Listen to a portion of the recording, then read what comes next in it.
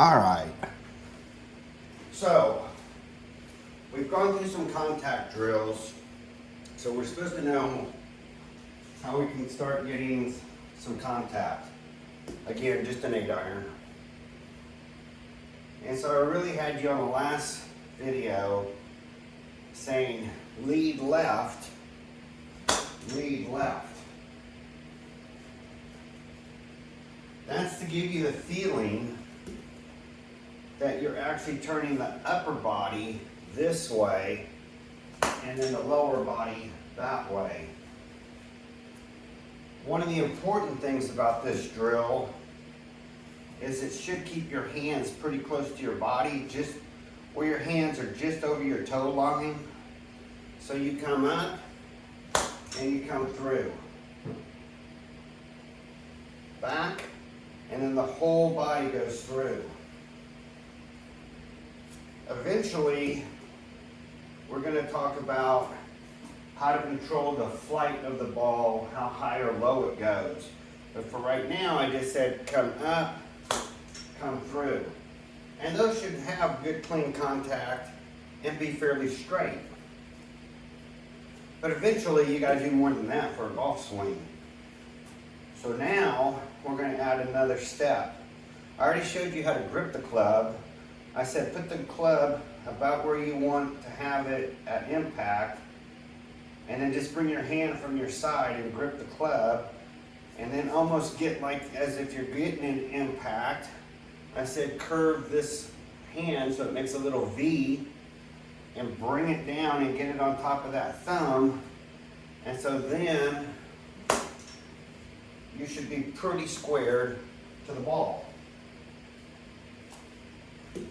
But even with that, you start taking bigger swings and you start coming up, you got to stay straight. And then like that was a mishit. So you got to start learning, why is that a mishit? Why is that a mishit? Let's see, what are the, oh, I can do, I know what, let me do a couple mishits for you. There's a mishit. And I got a couple more to show you. And they're all on video, so you can try to see why they're mishits. There's a mishit. So unfortunately, every time I show y'all mishits, it messes up my swing, because then I got to go dial myself back in and find how do I hit the target. So instead of going down a bunch of rabbit holes, we're going to discuss in a video, and I've kind of alluded to some of the reasons why you're not hitting a good clean shot, and why you might be going right, why you might be going left, why you might be thinning the ball, topping the ball, and all of that. We have to have one consistency here. And the only place that we should have a consistent part of our swing is this right here. So when I'm lined up, and if I'm coming through, even if I'm moving my shoulder forward, or if I'm hanging my weight on the back, or wherever I go, I kind of have to know not just where the shaft is, which will tell me where the club head is, which will tell me how much the loft is, but I have to still be able to get back here. So if I came up high, I should still be able to hit my target. Vice versa. If I came in low, I should still be able to hit my target. So the right hand isn't what controls how to get back to square necessarily. It's more of the lofting. This is what I call dials in the height of the shot. But the left hand has to still do something. And it controls, I said at one point, I told you, the left hand will control your path, and it will control how to come back in and hit the ball. Now your hips If you don't turn enough, you're gonna go right. If you turn too much, you're gonna go left. There's some other, or if you flip at the bottom, you could go left. So the wrists are gonna play a part at some point as well. So because you have a pendulum or an angle here, you have an angle here, you have an angle this way, we have to somehow or another get back to the ball. So I told y'all, open door, shut door. And I did that because I'm trying to promote this feeling that you have of being able to come up and come back to the ball. And I said, you know, you'll start noticing if you're top heavy or if you're coming in wrong. And that's how you start figuring out your ball flight. But what is that really based off of? It's based off of two things. Where your arm is in relationship to the forward shaft lean, if you preset it like I do. And then it's also this angle right here. So if I come in and I come back and I maintain that angle, you should be able to hit your target. My target for my 8-iron is really a 6-inch diameter about right here. Then if I want to start flighting or giving compression, I might work my way up and down this column, but this is really where I want my 8-iron to hit. And boy, don't I wish all the balls I hit would roll back and present themselves to me. The way we're doing that is we're keeping this so that when it's coming through and it comes down here and it's doing the open door, shut door, it's going to be pretty straight because it's coming back to this same angle. So if you're going to work on contact drills, and everybody I know is going to want to take bigger swings. If they go high or they go low, that's this function probably, or not getting far enough over the ball, maybe hanging some weight back. If they go to the right, you probably just didn't get your hips all the way around. But once you start getting to where you can comfortably hit, you should be within your target area. And that again is going to come from this. So the sooner you start working on getting this club so that you can figure out how do I want to make my turn and come back through, the better off you're going to be. So when I showed my shop, what I call my golf lab, you saw that pool noodle coming through here. I can literally come up and I'm like, okay, where are my hips? Where am I here? Is everything okay? Can I come back through the ball? So I can stop, do all this movement, and hopefully come back into the ball because I've trained myself. This is where I need to be with this part of my body. So if you talk to somebody like, I don't know, John Daly would be like, I can take a club and I can hit up to 70 yards one-handed. I bet he can. He's been doing it for so long. So when you look at a John Daly and he's taking this massive swing and coming way back and just whipping it around, he still knows when he gets to here, he knows what his arm is expecting with his shaft lean, how to get back and square up that ball. There is a drill where you can just don't grab the club, you put a hand on it, maybe get your thumb on it to get back. Oh, see, I fail at that. That drill takes a lot of wrist strength. You got to be able to hold the club this way and get back down to where you want to be. And you got to fight the centrifugal force of the club wanting to tip, which, like I said, if you start to tip a club, you're going left, and if you tip it hard enough, you're going left and a hook or a snap hook. So let's not get crazy. I told you this was supposed to be a simple golf swing. I don't expect y'all to start practicing. I can see practicing maybe with this hand, just so you get the feel of how to hit the ball. That tells you where your club path is and how much your wrist is holding back and releasing.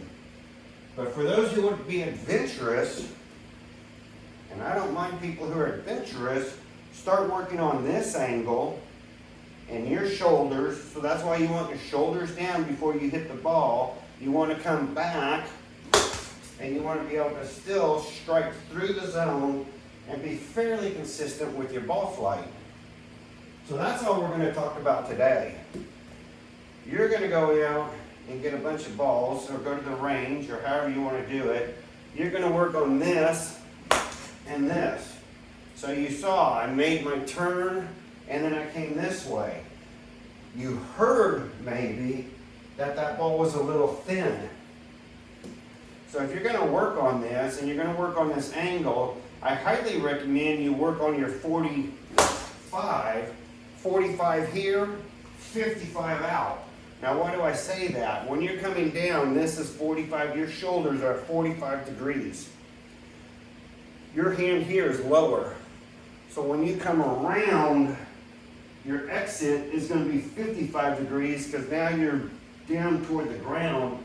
So if you're kind of do it this way, okay, there's the 45, so this is where I want to be. That gets me back to my ball, and when I go through, I can see that I'm going to be about a 55.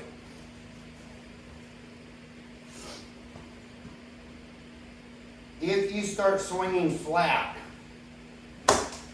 you can still hit the ball. Don't get me wrong. But if you have contact issues and you're fat because you're flat and you're not hitting where you want, or you're not working on your compression, or you swing hard enough and you're flat and you're not working on this angle with that 45 degrees, then you're going to start learning bad habits because you really don't want to be flat, though you can get away with it. See how I held my wrist longer? I pushed down this way right away.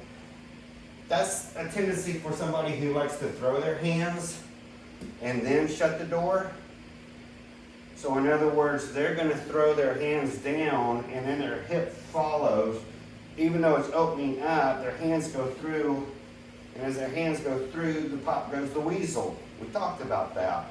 If you want to be more of the coming through this way, and you let the body get through as it turns far enough, so your hips are really opened up, if you're not hitting the ground, I know you're not at a 45-degree angle, and the more you want to come in your backswing to get through, the more you're going to have to push down. That's why we always want your hand on top of this part of the grip. It can help push down, whereas this, you can't pull down. It's useless at that point. So this is a quick video.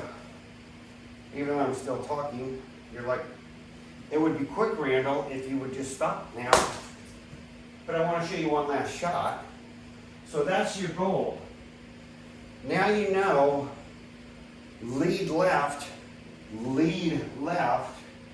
You now know 45, 55, and I wouldn't worry so much about the 55, but I would worry about the 45, getting that 45, getting the hips, so we go back to 45 degrees with a lead left, and then we go into our lead left this way. So remember, our shoulders are up and down, left shoulder, right shoulder. The last thing that you're going to see is the longer you can start moving that weight forward, kind of holding your back a little bit to the target and getting it going, that'll help shallow the club, and then you can come back in. as long as you are working your club, even with these angles, where you're coming in and you're coming in here and have something to release, I'm good. And you'll enjoy it. If, however, you start thinking, well, I'm going to come here from the top, and you're dragging the handle through there, and then you're hitting, you can get away with it. But boy, wait till you get to your longer irons and things like that. When you start trying to drag that handle through here, and you're basically going, I'm going to, there's the first problem. Look at what happened. You got this all cockeyed way out here, and now you're coming in, but your body says, no, you need to be here. So you hit part of the ball, she goes squirting. So I'm going to finish the video with this. If you're hosel hitting, your club is getting away from you. How does your club get away from you? Well, you got to watch your ball position, but chances are you're starting to bend too much, or you're losing this slight bit of angle too much. So your hands are theoretically coming up. Normally we tell people, if your hands are coming up, you're going to start towing the ball. So if you have an angle here, and you come up and then you have to early extend because you did something wrong, that's where you start getting towy. So it's pretty simple. If your club is working its way away from you, you're going to start getting toward the hosel. If the club is starting to get more vertical, it's going to get more toward the toe. So if you hold this angle and work it so that you work on everything else, you're going to hit your target. But we can cover more of that later, but that's to give you a start today.